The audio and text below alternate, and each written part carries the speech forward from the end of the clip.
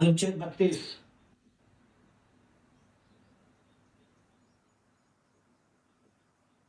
और अनुच्छेद 226। अनुच्छेद 226 और अनुच्छेद 32 अच्छे से मालूम है आप लोगों को। अनुच्छेद 32 मौलिक अधिकार जो संविधान ने दिए है नागरिकों को, मूलाधिकार, छठा मूलाधिकार है। कौन सा मूलाधिकार है? छठा मूलाधिकार। संवैधानिक उपचारों का अधिकार है। कौन सा मूलाधिकार है? संवैधानिक उपचारों का अधिकार। उपचारों का अधिकार संवैधानिक, संविधान के भाग 3 अनुच्छेद 32 संवैधानिक उपचारों का अधिकार और मूलाधिकार छठा है, जिसे भीमराव अंबेडकर ने संविधान की आत्मा या हृदय कहा है। छठा मूलाधिकार है। और अनुच्छेद 32 के तहत ही सीधे सुप्रीम कोर्ट या सर्वोच्च न्यायालय जा सकते हैं यदि तो नागरिकों के मूलाधिकारों का यदि उल्लंघन हो रहा है। उल्लंघन होने पर अनुच्छेद 32 के अंतर्गत सीधे सर्वोच्च न्यायालय जा सकते हो। और अनुच्छेद 226, अनुच्छेद 226 ये उच्च न्यायालय, भारत के उच्च न्यायालय में व्यक्ति या नागरिक मूलाधिकारों का उल्लंघन होने पर जा सकता है। लेकिन अनुच्छेद 32 के अंतर्गत उच्च न्यायालय जाने के लिए मूलाधिकार साथ में अन्य भी जो संवैधानिक अधिकार है, संवैधानिक अधिकार के लिए भी उच्च न्यायालय जा सकता है। और अनुच्छेद 32 के अंतर्गत सर्वोच्च न्यायालय जाने के मूल अधिकारों के लिए या मूल अधिकारों का उल्लंघन होने पर, विशेषकर स्वतंत्रता का अधिकार, आर्टिकल या अनुच्छेद 19 का उल्लंघन होने पर सर्वोच्च न्यायालय जा सकता है। लेकिन अनुच्छेद 32 के अंतर्गत उच्च न्यायालय जाने के लिए मूल अधिकार का उल्लंघन होने पर साथ में और भी संवैधानिक जो नागरिकों को मिला है संविधान से, जो उनका उल्लंघन होने पर भी व्यक्ति उच्च न्यायालय जा सकता है। ये तुम्हारा होगा अनुच्छेद 32 और 226। जो 226 5 रिट जारी करता है सर्व उच्च न्यायालय, उच्च न्यायालय जो 5 रिट जारी करता है। कौन कौन सी रिट है वो? सबसे पहले तो करता है नंबर 1 बंदी प्रत्यक्षीकरण। क्या करता है?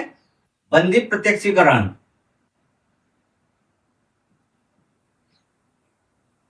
एक ये रिट जारी करता है बंदी प्रत्यक्षीकरण। दूसरा परमादेश। और तीसरी करता है अधिकार प्रत्याशा। हाई कोर्ट और सर्वोच्च न्यायालय ये दोनों रिट जारी करता है, हाई कोर्ट या सर्वोच्च न्यायालय। अधिकार प्रत्याशा जो 5 रिट जारी करता है। और चौथी करता है निषेधाज्ञा या निषेध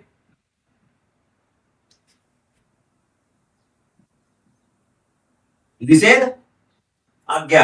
और पांचवी करता है उत्प्रेषण।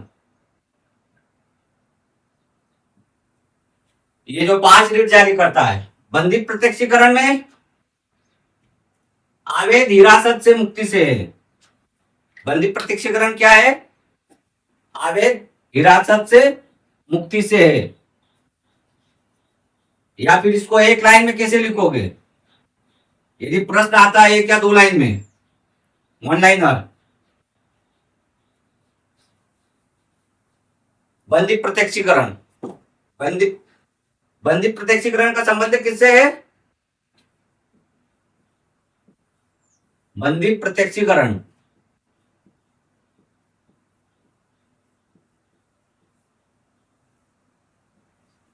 बंदी प्रत्यक्षीकरण का संबंध किससे है? अवैध हिरासत से है। अवैध हिरासत से मुक्ति के लिए, मुक्ति के लिए। लेकिन इसको एक या दो लाइन, वन लाइनर क्वेश्चन कैसे लिखो, वन लाइनर आंसर कैसे लिखोगे? मालूम है कि अवैध हिरासत से मुक्ति के लिए है, लेकिन लिखोगे कैसे?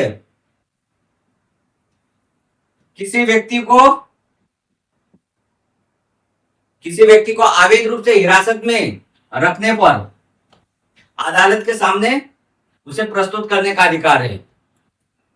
किसी व्यक्ति को अवैध हिरासत में रखने पर उसे अदालत के सामने प्रस्तुत करने का अधिकार है। ये तुम ऐसे वन लाइनर प्रश्न ऐसे बनते हैं। बंदी प्रत्यक्षीकरण आया तो उस पर कैसे लिखोगे जी? एक या दो लाइन में।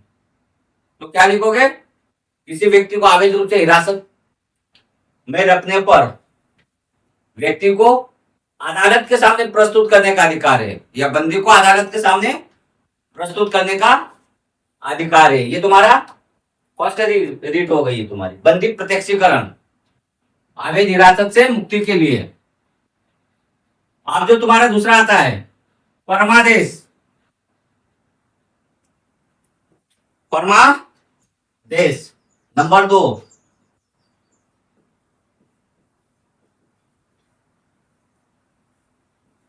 परमादेश, इसमें अदालत आदेश देता है। किसे देता है? संस्था या अधिकारी को, संस्था या अधिकारी को, अधिकारी को आदेश देता है अपने कर्तव्यों का पालन करने के लिए, कर्तव्य का पालन करने के लिए।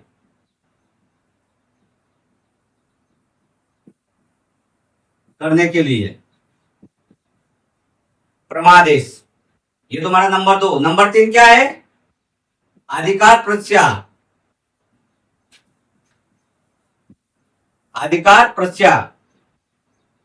इसमें अदालत या न्यायालय पूछता है कि सार्वजनिक पद पर किस अधिकार के साथ बैठे हो। अधिकार प्रत्याह में क्या है? सार्वजनिक पद पर किस अधिकार के साथ बैठे हो, या तुम्हारी योग्यताएं है उस पद पर बैठने के लिए। ये तुम्हारे अधिकार प्रत्याह में न्यायालय आदेश करता है, या पूछने का अधिकार होता है न्यायालय को। और जो तुम्हारा चौथा होता है निषेधाज्ञा,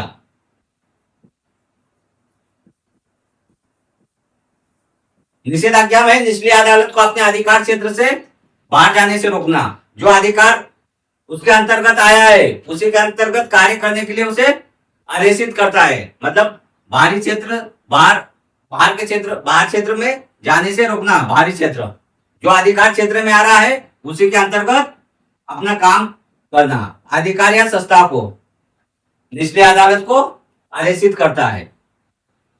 कौन करता है? उच्च न्यायालय या सर्वोच्च न्यायालय। तो निषेधाज्ञा मतलब निचली अदालत को अपने अधिकार क्षेत्र से बाहर जाने से रोकना। निचली अदालत को अपने अधिकार क्षेत्र से बाहर जाने से रोकना। ये तुम्हारा हो गया है निषेधाज्ञा, निचली अदालत को। और तुम्हारा आया उत्प्रेषण। इसमें हाई कोर्ट या सुप्रीम कोर्ट आदेश करता है निचली अदालत के आदेश को निरस्त करता है। निचली अदालत के आदेश को निरस्त करता है, या सर्वोच्च न्यायालय या उच्च न्यायालय। ये तुम्हारी जो 5 रीट है, ये जो रीट ऐसे है। आप इसमें प्रश्न जो तुम्हारे बनते हैं शॉर्ट आंसर और लॉन्ग आंसर, ये तुम्हारा ये समझो कि आधारभूत या कॉन्सेप्ट क्लियर हो गए। जो 5 रीट होती है, बंदी प्रत्यक्षीकरण, परमादेश, अधिकार प्रत्याह, उत्प्रेषण और निषेधाज्ञा। अब इससे प्रश्न कैसे बनते हैं आगे आप बता रहे हैं कैसे लिखना है। मूलाधिकार या संवैधानिक उपचारों को संविधान ने कैसे नागरिकों का मूलाधिकार बनाया। संवैधानिक संवैधानिक उपचारों को संविधान ने किसे नागरिकों का मूल अधिकार बनाया, ये आर्टिकल 32। इसकी विवेचना करना है, इसकी व्याख्या करना है। 5 रीट है, 5 रीट में से आ सकता है, फिर 5 रीटों का विवरण आ सकता है। तुम ये अब लिखना है।